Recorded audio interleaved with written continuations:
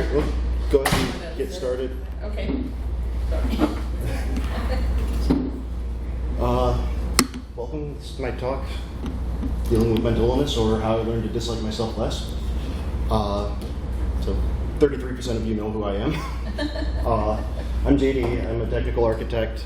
I'm also a volunteer at OSMI, which stands for Open Sourcing Mental Illness. You can find me on Twitter at JDDoesDev, or on all the Slacks I go by Dorf.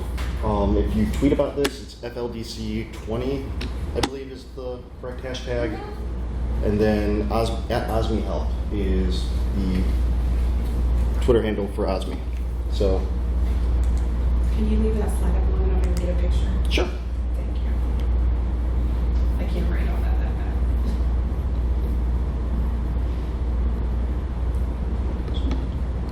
Just don't want to have that thing highlighted the entire. Yeah. All right. So, I always like to start off with a big friendly greeting. So, hello. Hello. I also have a couple of disclaimers. One, I'm not a doctor. So I'm not here to give any medical advice. I'm not a mental health professional. I'm not a legal professional, so I'm not here to give legal advice either. I also tend to swear occasionally, so I try to keep it PG-13, which allows for one F-bomb. I may give myself a little leeway with that. Also, I'm going to go into quite a bit of detail. Now, since there are so few of us here, let's make this an actual conversation too. So if there's any questions, feel free to jump in. I'm not just here to talk about me. Why are we here? Well, I'm not going to go into any kind of philosophical debate that has results in an existential crisis for anybody. I'm here to talk with you about something important to me, and hopefully to you about something that's important to you.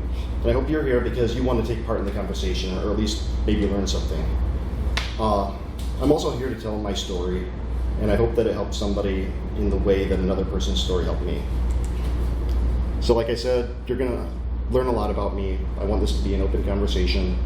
But I also want to know a little bit about you. So how many of you are developers, designers, anything directly related to making sites?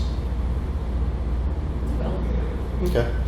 Are any of you project managers, project owners, account managers, anything like that? I get it, you wear a lot of hats. Anybody in HR? Okay. Anybody in upper management? Managers, presidents, CEOs, vice presidents? Okay.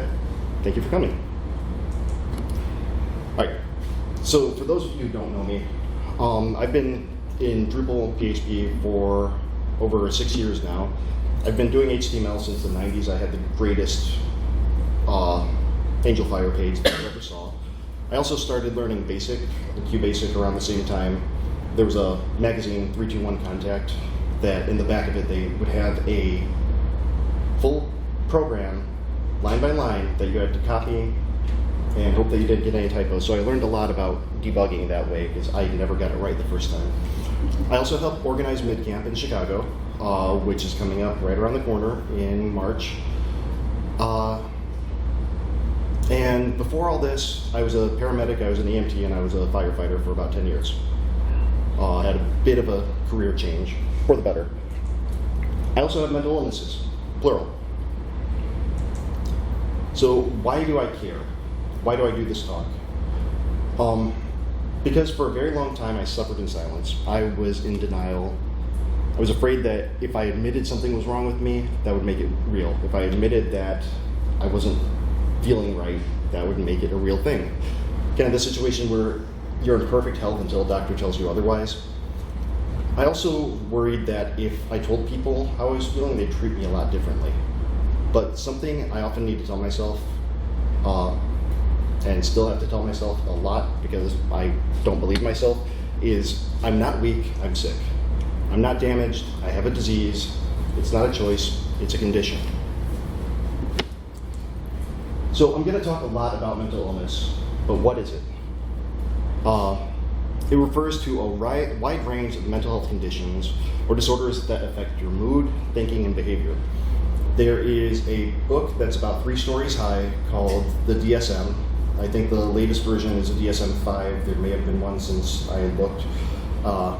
But that was published in 2013. I believe they're doing some revisions and adding some things, so DSM-6 should be coming out soon, or has already come out.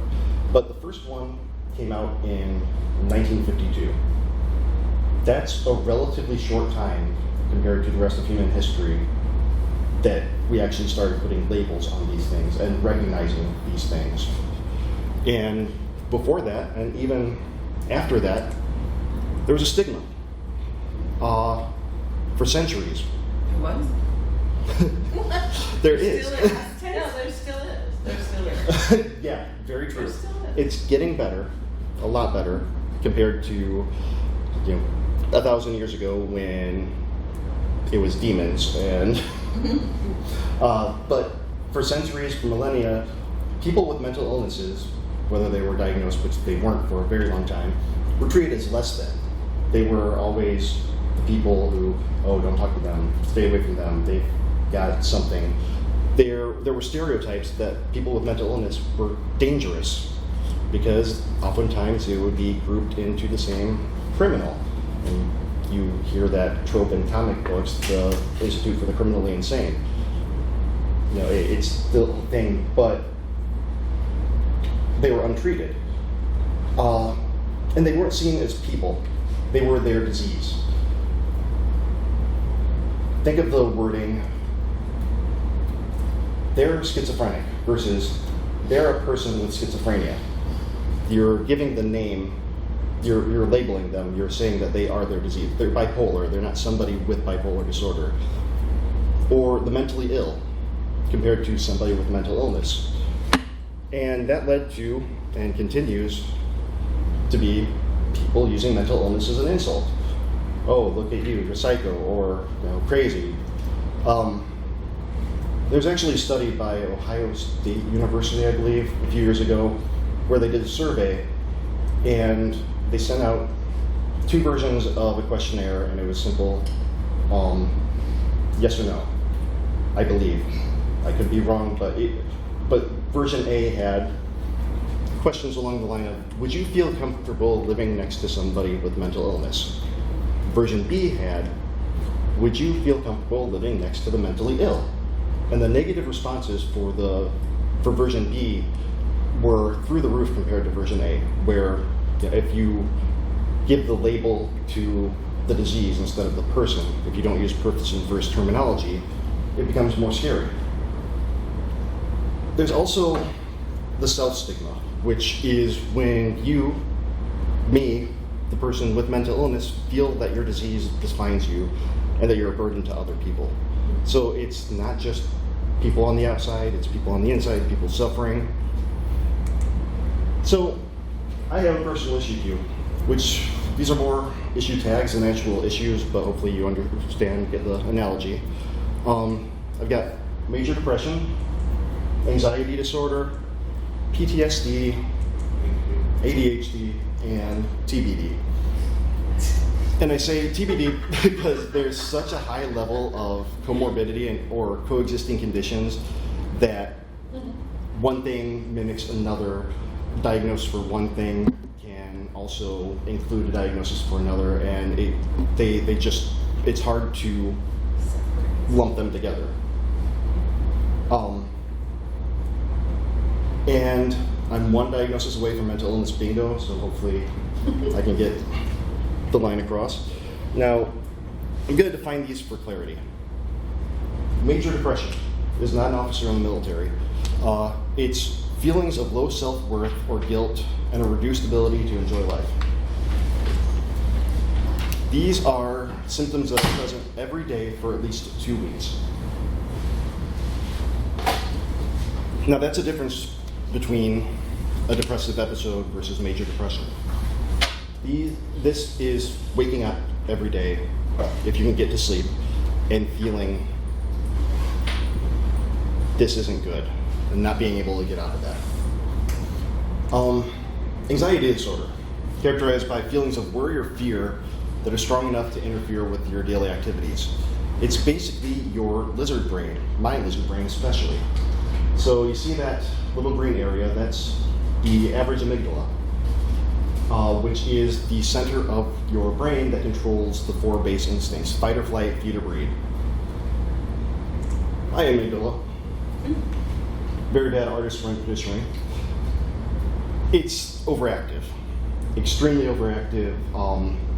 I can be terrified of things that most people would see as completely innocuous, but I get the same response as though I were being chased by a bear. PTSD. This is failure to recover after experiencing or witnessing a terrifying event. Now, the thing about this is that you don't just remember the event, you relive the event, and it could be anything that sets it off. It could be a sight, a sound, a smell, a word, and it just gets you to relive that event over and over, and it's hard to get rid of. And what happens is that event gets trapped in your short-term memory. It never gets processed over to the long-term memory. I didn't fully understand this until a psychologist realized, hey, wait, you like computers, right? Like, yeah, a little bit. Can you fix my printer? No, not today. Okay, well, I've got an analogy for you that's going to work. Think of your brain as a computer. I was like, okay, I'm there. You've got your RAM, which is very quick, goes directly up to the CPU, processes information back and forth, and you've got your storage, a little bit slower. Stuff just lives there until it's needed. Your short-term memory is like the RAM. Your long-term is the storage. And you get something stuck in the RAM when you have PTSD, and it's just immediate to your central processing unit that things can just happen. And again, you don't just think about the thing or remember it, you relive it. We've also got ADHD, which has varying degrees of hyperactivity, impulsivity, and or inattention that lead to difficulty in academic, emotional, and social functioning. When I was younger, this was looked at as just being a bit odd, needing to burn off some energy, lazy in school because I had a hard time focusing on homework or anything. And it was brushed off. Nobody cared. Nobody thought it was worth getting treatment or even a treatable thing. Now, I've only been getting treatment for a short time, less than 4 years, I believe. But since I've gotten treatment, everybody I know has just had wonderful things to say. And the fact that I'm able to stand up in front of mostly complete strangers and say this. Obviously, my amygdala is not yelling at me to run away, run away. All right, and I mentioned this because I said that it's going to get personal during this talk. So, first little palate cleanser of Shaq dancing with the cat. All right, so for as long as I can remember, I felt like this. My normal was not normal, and I didn't want to admit it. We could have that nature versus nurture debate. I think it's a little bit of both. My childhood was rough. I witnessed physical and verbal abuse between people who were supposed to be my security net. And in many ways, I was emotionally abused. This can take many forms, and I went through a lot of them. I was left alone a lot from a very young age. I believe the term now is latchkey kid. I was much younger than I should have been. I had a hard time making connections. I had very, very few friends.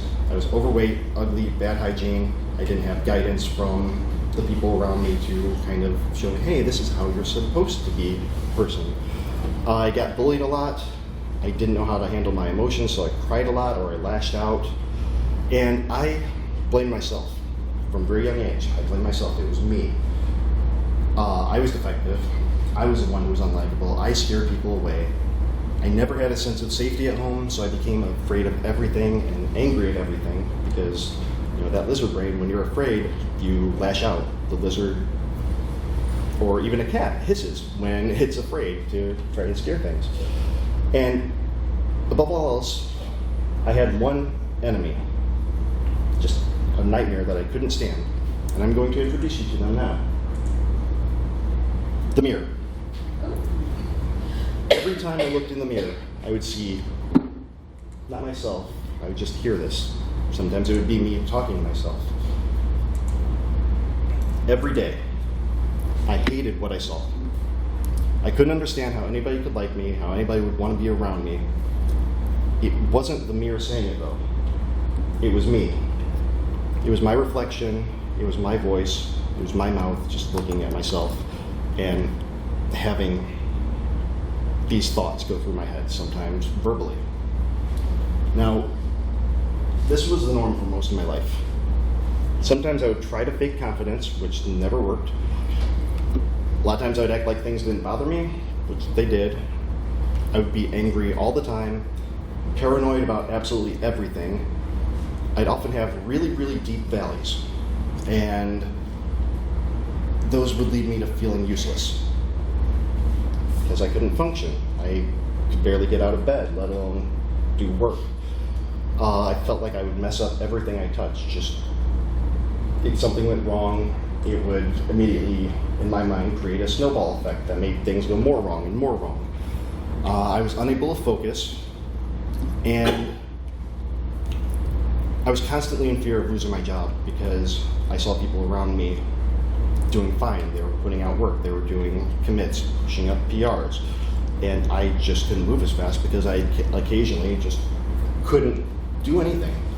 And I spent a lot of time trying to figure out what was wrong with me and how I could handle it. I mentioned that I was a paramedic. I don't know how much it's changed because I haven't been in the field for a while, but before it was a very much Superman club where you weren't allowed to have any kind of illness. You don't get sick, you help the sick. We're too good to have mental illness. But we're not. And I can name way too many people I worked with who died of suicide because they also did not want help. I was too proud to think it could happen to me. I wasn't proud of anything else. I wasn't confident in anything else, but I was too good for a mental illness. But, no, that's wrong. Some things happened.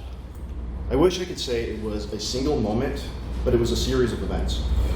I went back to school in my late 20s, early 30s to get off the ambulance because I didn't want to do that anymore.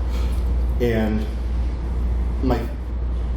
the event that I think kind of triggered me to say, hey, maybe I need to do something about this is I was going to class one day, drove in, parked, didn't have a test or anything, just a normal day, math, speech, public speaking, which I should really thank my instructor sometime for letting me get through that class. But I put my car in park and I sat there and I just freaked out. I don't know what happened, there was no triggering event, but I just could not bring myself to turn off the car, get out, and walk in that door. I made up every excuse I could in my own mind to leave, and I ended up leaving. Went home and I hid, and I didn't know why I was hiding. I couldn't rationalize it. It wasn't the first one I had, but it was one that I finally questioned. Then I had a career change, graduated, and then I got into development and I started checking out online developer communities on IRC, Slacks, and I found that, especially coming from the public service area, the developer community, for the most part, is more inclusive and understanding than my previous life, and this is amazing. There are a lot of initiatives, even a few years back. I know it's becoming more and more prominent, but even a few years back, just seeing the way that people were taking care of each other was great, and it kind of inspired me. Then I had a bit of a health scare, and to not go into too much detail, I found a lump where there shouldn't be, and I got scared. I started really evaluating a lot of things in my life. And part of that was I accepted I needed help. This is the hardest thing that I've done. I saw other people living happy lives. They weren't going through the same things that I was, which was weird. People didn't get angry nearly as easily as I did. people weren't affected by everyday things like I was. And I kind of had an epiphany that maybe everything else wasn't the issue, maybe it was me. You know, if everywhere you go smells like dog shit, maybe check your own shoes before blaming those around you. And all the signs were there, but I couldn't see them. I was just blind to them. I was constantly afraid. Social situations were paralyzing, absolutely paralyzing, so I would cancel plans. And my friends didn't understand because I didn't tell them. I would just blame my stomach. It was my best friend at the time. Oh, I have a stomach problem, not feeling so good, I'm not going out tonight. I was not a happy person, and anything could set me off. Think of that lizard brain. Fight or flight, feed or breed. 4 base instincts.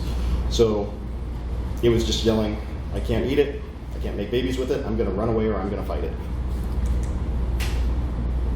I wasn't as hateful as some people may have thought I was. I did get angry sometimes, but this was usually a misunderstanding because I was quiet, reserved, and just afraid. And then I figured I'd been suffering and there was something I could do about it.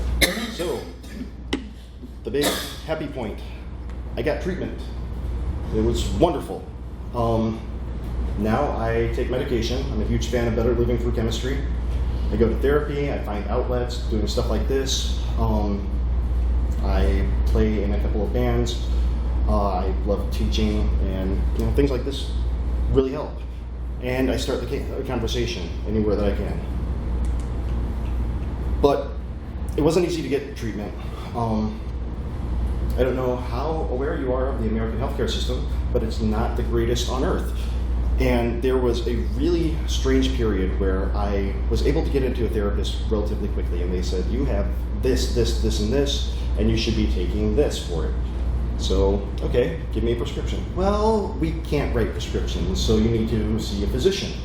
I could not get into a physician for about 3 months after my initial diagnosis. So I knew that I had something. I knew there was treatment available in addition to therapy, but I couldn't get to it.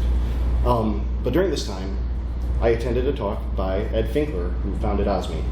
And I'm gonna go a little bit more into detail about OSMI in a bit.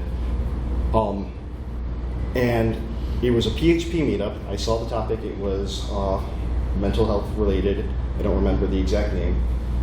And when I went, there were so many people around me.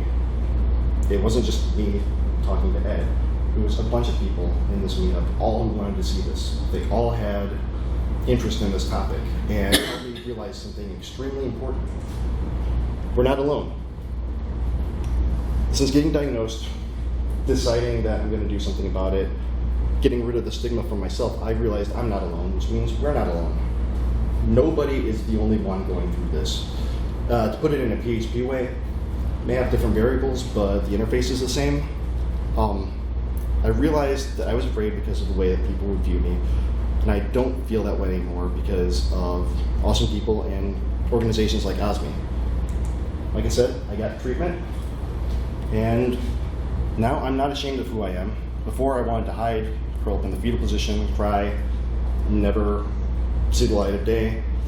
But now I know it's just part of me. I'm not too proud to admit I need help.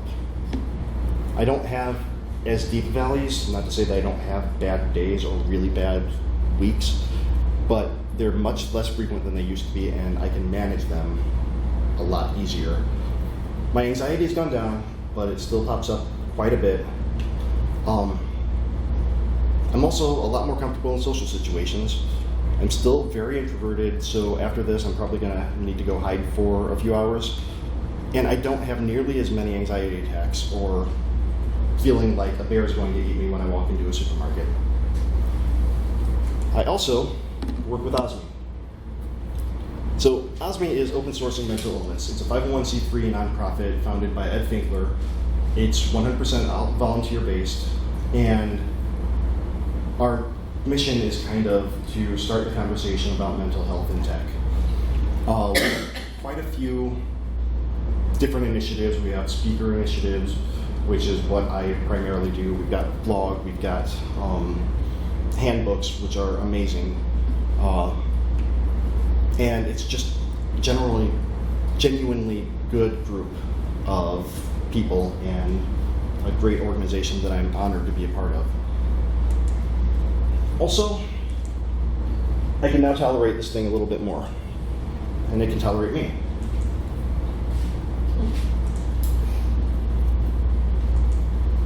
And the small text there, even though we don't agree on everything, you have some valid opinions, you shouldn't be afraid to share them occasionally, but not too often. Don't wear out your welcome, jerk. So, I say we're not alone. I mean this in general, but more specifically in the tech community.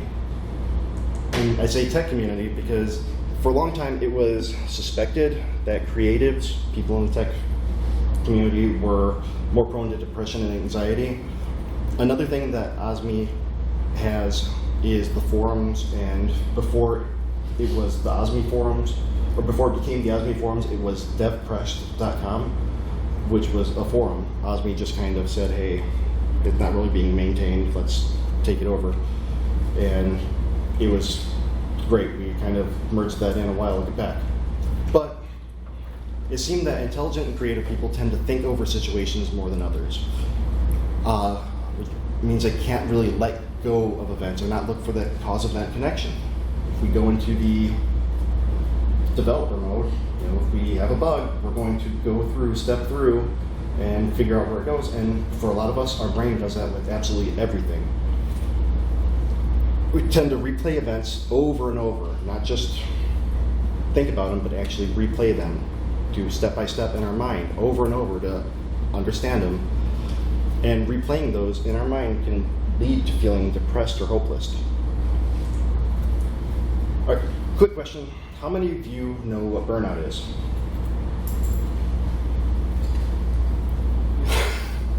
So the textbook definition is a state of emotional, physical, and mental exhaustion caused by excessive and prolonged stress. How many of you have experienced burnout? Now, how many of you can recognize burnout in yourself? Or others? How many can recognize it in others? Okay. I found this not too long ago, and the spacing is horrible. This is supposed to be one word, but it's burnoutindex.org. It's a 2-minute anonymous survey that I don't know who the organization is that's doing it, but you answer a few questions and it gives you a number and tells you, maybe you should work on these things. Mine was a little bit higher than I'd like to have seen, but it's good to have those things and recognize that maybe I can do something about it. Anybody heard of imposter syndrome? Generalized version of it is it's a feeling you don't deserve to be doing what you're doing. I had this, have this, will have this for a very long time, and probably will for a very long time. But the biggest way I can kind of get over it and deal with it is realizing that everybody is good at something that somebody else isn't. And one of my biggest problems was asking for help, or showing that I have limits. And I realize now that asking for help is not weakness. And if you work for a good company, you're not going to get fired if you say, hey, I don't know how to do this. And just anecdotally, on some of the Slacks I'm on and Discords, it's prevalent. Everybody has some form of it. And it's also an inability to take compliments. I have a hard time accepting any kind of compliment. All right, I've been talking for a while. I've got some questions for all of you. Would you tell someone with glasses or contacts to try looking harder?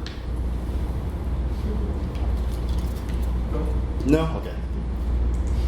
Would you ask someone in a wheelchair why they decided not to walk? Yeah, that would be a pretty jerk move.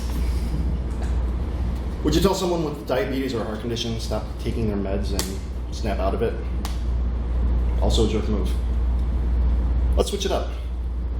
Would you tell someone with depression to try being happy? Would you ask someone in a panic attack if they've considered trying harder to not have anxiety? Would you tell someone with ADHD to stop taking their medicine and just try focusing? Have you tried not having it? They seem silly, but this is the mentality of a lot of people. We're all on the internet. We see memes all the time. This is an antidepressant. This is shit. No, that's literally a lifesaver. I don't need pills to be happy. Good for you. It helps me. And of course, the Morpheus Matrix.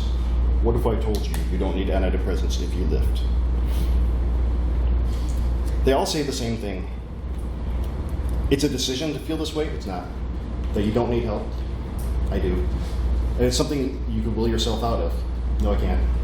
And I can vouch for the effects of medication. But everyone is different, and what works for me may not work for the next person, so I'm not going to shame anybody for doing what works for them. And I do admit there are a few side effects, but the side effects are greatly outweighed by the benefits. We can have our own meme too. And if you can't read the small text there, it says, if you can't make your own neurotransmitters, store-bought is fine. So how do we get rid of the stigma? We get stronger than fear. And I don't mean beating your fear at arm wrestling. I mean starting the conversation, listening in the conversation, let people know they matter. Don't be ashamed of who you are. If you have a mental illness, you're not damaged, you have a disease. Also, be respectful. Not all disabilities are visible, not all cuts bleed. Try to think of the way that you portray diseases or how you word things. Sad is not the same as depressed. Organized is not the same as having OCD. I watched a talk by a woman who has OCD, and the way that she worded it is that imagine you were deathly allergic to blueberries, but your brain was telling you if you don't eat a blueberry, your entire family is going to die. That's OCD. That's compulsion. And if you feel that you have a disease, get treatment. All right, anecdotes are one thing, but I've got some facts to show that I'm not full of shit. OSMI has done science. And this is from the 2017 survey. I haven't updated. One of our initiatives is our survey. It's pretty extensive. We do it annually. And after all said and done, we release the results on Kaggle, which is kind of a GitHub for data geeks. Excuse me. And like I said, it's not short. It's about a 20-30 minute time investment. So from 2017, we had about 800 responses. It was available to several different communities. Since most of us at OSMI are based in the US and we base a lot of the stuff that we do on the ADA, Americans with Disabilities Act, we only promoted it in the United States. I'm gonna kind of rush through these a little bit because I only have about 10 minutes left. But would you bring up a physical health issue with a potential employer? Pretty even. No, 37, yes, 23. But would you bring up a mental health issue? No. That's a big chunk of the pie. No.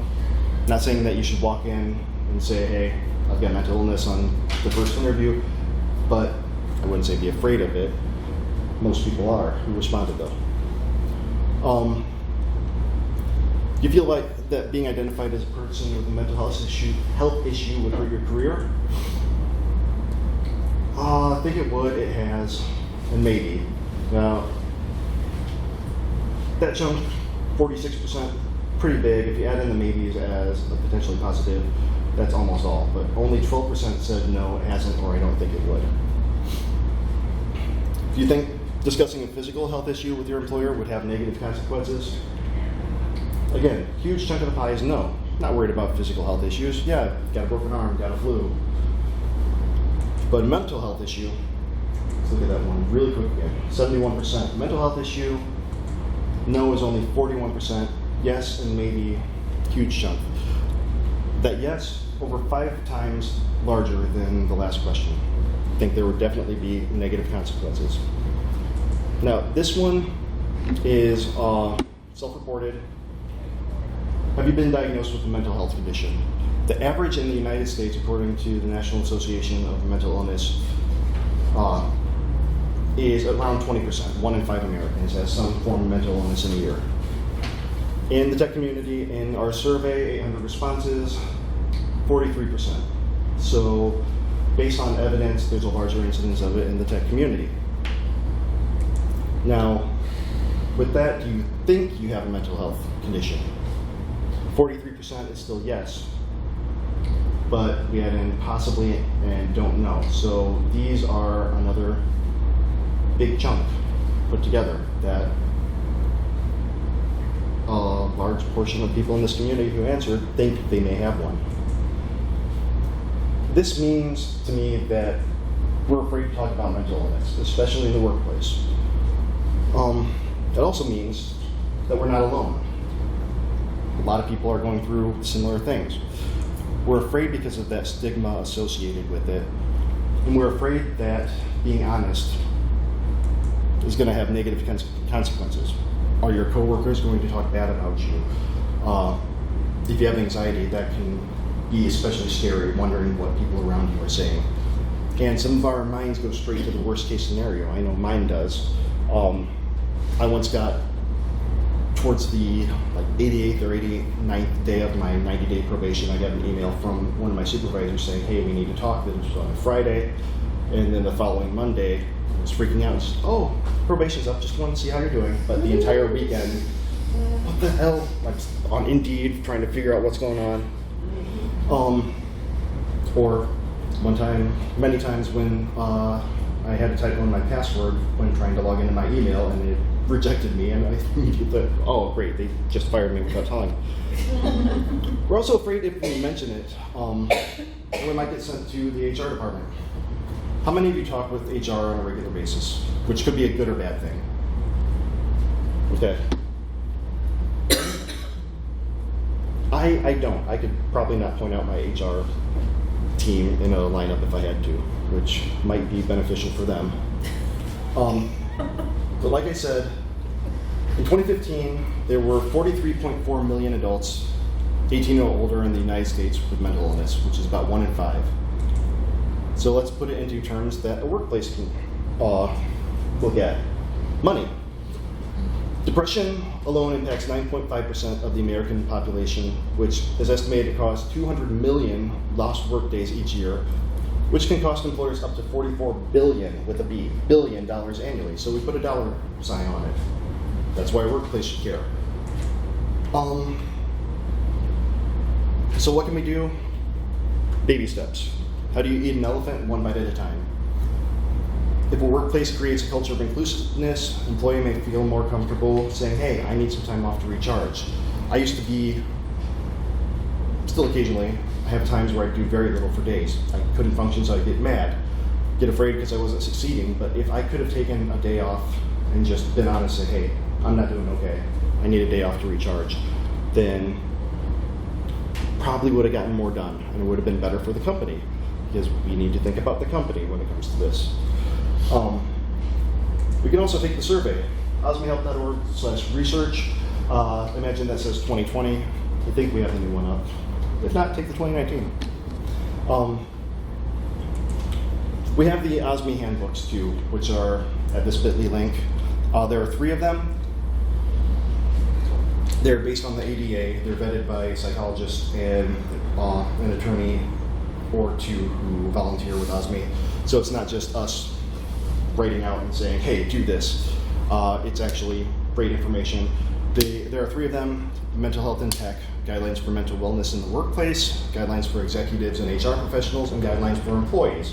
So know your rights and know what the rights are, and how can we create a culture of inclusiveness. Seriously, please take the survey. It takes 20 minutes, but every answer, every result helps us figure out where we're going to direct. All right, we're fortunate because we work in open source tech.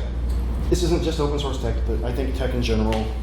Community is our greatest resource. Sharing of knowledge, sharing of code, sharing of everything. But a big chunk of us say that we have mental illness, 43%. So what's that mean? Again, we're not alone. I say this again and again, mostly to remind myself, but we're not alone. It also means that we're more than just usernames. Something that events like this really help us realize. We can go out there and Amy June is not just Volkswagen chick. She's Amy June. She's a person. I know her. I can put a face with that username and realize she's not just ones and zeros somewhere on the other side of the country. We're real people. We're here. We're interacting. And those of us who have mental illness, we're not damaged. And by working together, we can erase the stigma. I have this little slide here, some resources available, osmihelp.org, that's the OSMI website. Psychology Today is a really good publication, but they also have a Find a Therapist tool, and the publication part is done in Drupal, so props to that. But the Find a Therapist tool is really good about getting granular on what kind of issues, what kind of insurance, maybe you have a preference in whether it's secular or religious, but it's a really great tool. The Suicide Lifeline, if you're having suicidal ideations, just need somebody to talk to, that's available. If you're having more than that, or if you know somebody who is, 911 or your local equivalent. And mental health first aid is something I didn't really go into, but it's a great program. I highly recommend it. I think that anybody in any kind of supervisory position should take it. It doesn't teach you how to treat mental illness. It doesn't teach you how to diagnose. It teaches you how to triage and recognize. For those of you who may be going to Drupalcamp, I believe there's a mental health first aid class pre-Drupalcamp that the CWG is putting together. Highly recommend looking into that. OSMI, we're 100% volunteer, so if you feel like donating, osmihelp.org/donate. And we only have about 30 seconds left before lunch, so any questions? And if you don't want to ask now, I'll be around during the camp to talk, listen. I have a question. Yeah. You talked about the lapse of time between being diagnosed and being able to see a doctor. Did that kind of spiral a little bit for you? Oh yeah. Because now you have things, and now you have things to think about the things Yeah. that you have to think about. It was a nightmare scenario. And I do take responsibility because I was a bad 20-something-year-old or early 30s, and I'm invincible, don't need a doctor, and never saw it. If I would have had a primary care provider before that, I probably could have just said, hey, I need to get in next week. But this was the first time I was getting to a doctor to become my doctor. Mm-hmm. But yeah, that period, that was a horrible 3 months where just life was not perfect. Okay, so thank you for joining the conversation. Thank you for coming. I really appreciate it. And I'll be around if you have any questions. But now I think it's lunchtime, right? Lunchtime. Close. Probably people are getting their lunch.